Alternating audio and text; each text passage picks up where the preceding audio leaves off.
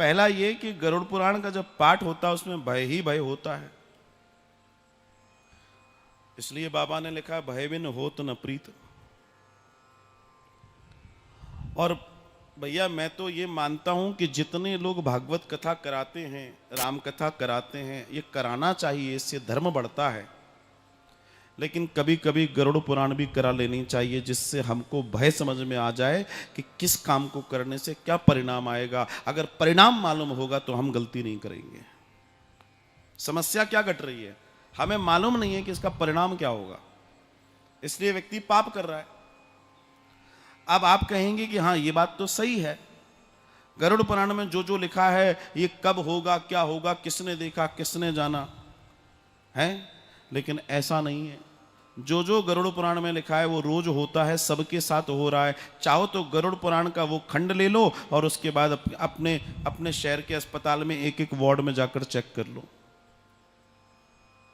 जो जो उसमें लिखा है एक एक वार्ड उसी हिसाब से बनाया गया है। जिसने ऐसा किया उसकी हड्डी टूटेगी, हड्डी वाले में चले जाओ। जिसने ऐसा किया उसके कान में रॉड जाएगी, रॉड जाने वालों में चले जाओ। आंख फूटे वाले में चले जाओ। जिसने ऐसा किया उसको तला जाएगा, तले वालों में चले जाओ। तेल से जले हुए वालों में चले जाओ, अग्नि से जले वाले में। जिसने ऐसा किया उसके शरीर को चीरा जाएगा, चीर फाड़ वाले में चले जाओ। जिसने ऐसा किया उसको कीड़े पड़ेंगे। कैंसर क्या है, कीड़े नहीं है तो क्या है, वायरस ही तो है, कीड़े पड़ेंगे। सब यही है, बाहर कुछ नहीं है। बाहर तो सूक्ष्म शरीर की यातना होगी, वो जब होगी वो अलग विषय है। एक तो वो भय बहुत जरूरी है। असल में मैं तो कहता हूं रोज अपने रेगुलर सुबह उठो, 5 मिनट के लिए उसको पढ़ लो, दिन अच्छा गुजर जाएगा। एक तो न जाने कौन डरा कर चला गया कि गरुड़ पुराण तभी पढ़ना है। मैं तो कहता हूं रोज पढ़ना है। पढ़ोगे तो कम से कम समझ आएगी, तो गलती नहीं करोगे।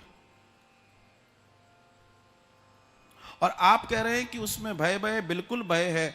आपको वहीं तो बताया जा रहा है, क्योंकि वहां जो प्रेत यू रूप में वो वायु बैठी है, जो चला गया है, उसको यात्रा करनी है। तो वो उस यात्रा में उस बात को सुन ले कि उसके साथ जो जो हो रहा है वो इसलिए हो रहा है, इसलिए वो सुनाना जरूरी है। और उसके अपने स्वजन भी सुन लें, बाकी तो सुनेंगे नहीं। अभी वो शोक संतप्त हैं, उसके बाद तो वो ऐसे होने वाले हैं 13 दिन बाद, वो किसी की नहीं सुनेंगे, अभी सुन लेंगे वो। इसलिए भैया अभी सुन लो।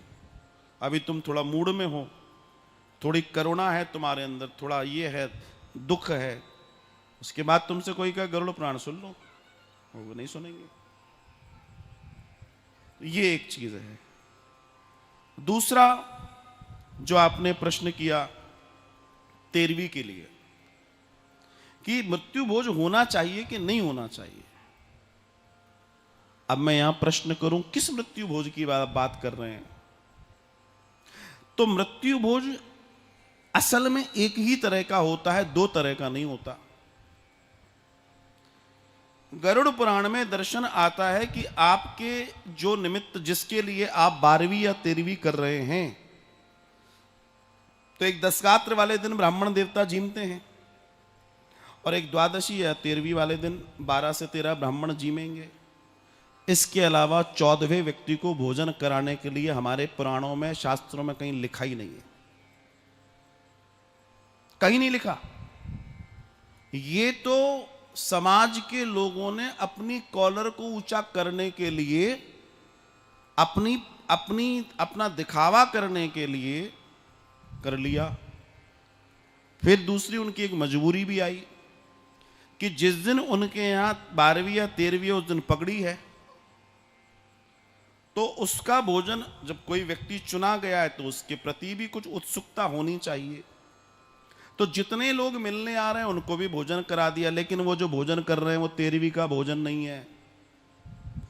13वीं का भोजन, 12वीं का भोजन सामान्य व्यक्ति के लिए बना ही नहीं है, ना खा सकता वो।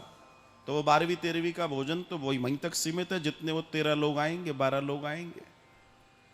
बाकी का भोजन तो लोगों की व्यवस्था का भोजन है, वो मृत्यु भोजन नहीं है महाराज, ये ध्यान रखिएगा। यही एक गलत कॉन्सेप्ट समाज में व्याप्त हो गया है। लोग सोचते हैं मृत्यु भोज में इतने इतने लोग आए। आजकल सोशल मीडिया पे किसी की मां मर गई, उसके आंसू नहीं सूखे और देखो तुम खाने चले गए। है? अरे भैया, वहां के आंसू नहीं सूखे इसलिए उससे मिलने गए हैं। ये जो आयोजन है इसलिए रखा गया है, उसके यहां कोई मर गया। देखिए साइकोलॉजिकली इसको समझिए। और वो व्यक्ति एकांत पड़ गया, अकेला पड़ गया। अगर उसके यहां इस तरह का एक आयोजन न हो तो वो उस दर्द से बाहर नहीं निकलेगा। उस दिन उसके तमाम रिश्तेदार आकर उससे मिलते हैं, वो हंसता है, रोता है, हंसता है, रोता है, नॉर्मल होता है और अपनी लाइफ में प्रवेश पुनः कर जाता है। ये साइकोलॉजिकली ट्रीटमेंट है असल में। लेकिन यहां ये बिल्कुल नहीं लिखा गया कि आपको हजारों लोगों को भोजन कराना है, ये आप कराते हैं। और ना वो जितने लोग रिश्तेदार आके भोजन कर रहे हैं वो मृत्यु भोज कर रहे हैं। मृत्यु भोज नहीं है वो। अगर दूसरे दर्शन में देखा जाए तो वो पगड़ी का भोज मान लीजिए आप, क्योंकि एक नया नेता चुना गया है घर का, वो आयोजन समझ लीजिए। लेकिन वो मृत्यु भोज नहीं है किसी भी सूरत में। उसको पाने वाले तो सिर्फ वो 12-13 लोग हैं। उसके अलावा 14वें व्यक्ति को तो भोजन कराने के लिए कहीं नहीं लिखा। और बदनामी कितनी है कि देखो क्या करके रखा है।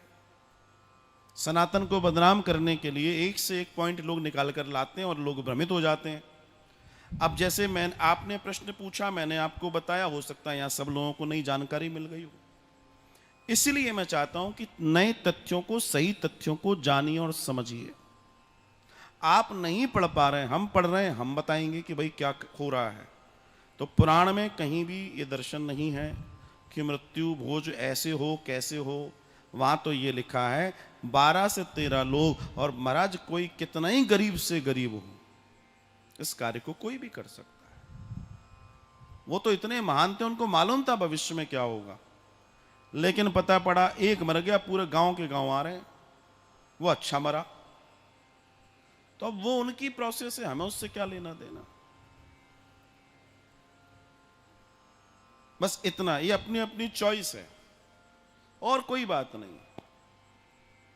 आपके घर में भोजन प्रसादी लेते हैं आप, नॉर्मली शाम को आप भोजन कर रहे हैं, दोपहर में आप भोजन कर रहे हैं, आपकी थाली में कितनी सब्जियां होती हैं? हो सकता है कि एक लिक्विड हो, एक ड्राई हो, चपाती होगी, है ना। अब ये हमारी चॉइस है कि हम प्लेट को इतना भर दें कि पता पड़ा 2 कटोरी बाहर रखनी पड़े। इसके लिए किसी ने कहा नहीं, अपनी चॉइस, ये अपनी मर्जी है, ये अपनी इच्छा है, इतनी सी बात है।